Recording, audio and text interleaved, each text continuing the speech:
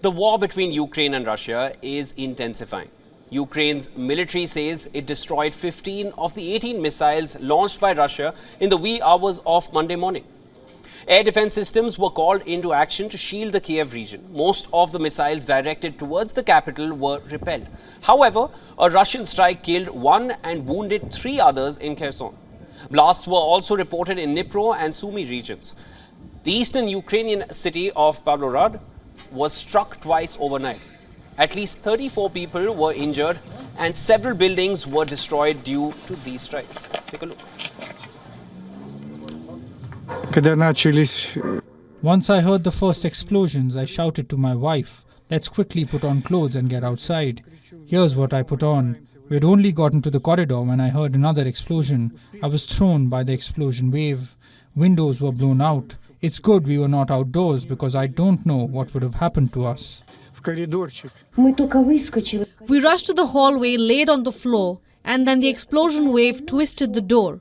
Had we stayed for 5 more seconds, we would have been trapped here. Then there were more explosion waves.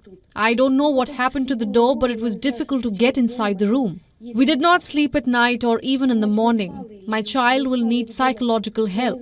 It is horrible. Till now, Ukraine was struggling to tackle the barrage of strikes unleashed by Russia. On Friday, Russian airstrikes across Ukrainian cities killed 26 people, including children. But with these latest developments, it appears that Kiev has bolstered its radar systems and can effectively block Russian strikes. Ukraine also appeared to be taking responsibility of the strike which destroyed a large Russian fuel depot in annexed Crimea. Ukraine's military says that undermining Russia's logistics is part of its summer counter-offensive.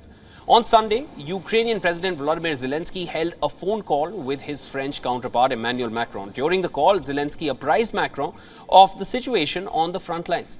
While Macron is reported to have ensured supply of all necessary assistance to Ukraine, the two leaders discussed the upcoming NATO summit in the Lithuanian capital of Vilnius. Zelensky also laid out the highest priority aid that his military needs to defeat Moscow's forces. While Ukraine has been announcing the intentions of launching a counter-offensive, Russia seems to be in a precarious situation itself. The head of Russia's private military militia has issued a warning to the Russian government. Wagner head Yevgeny Prigozhin says he will withdraw his mercenaries from the embattled eastern city of Bakhmut. The reason behind this is said to be the lack of supply munitions they need for continuing the fight. This comes as Bakhmut remains heavily contested as Russian forces have made significant gains.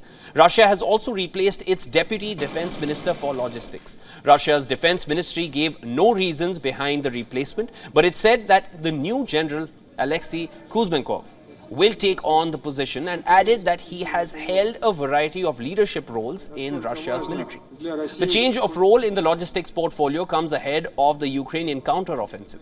Supply chains will likely play a key role in defending the occupied Ukrainian territories which are under heavy attack.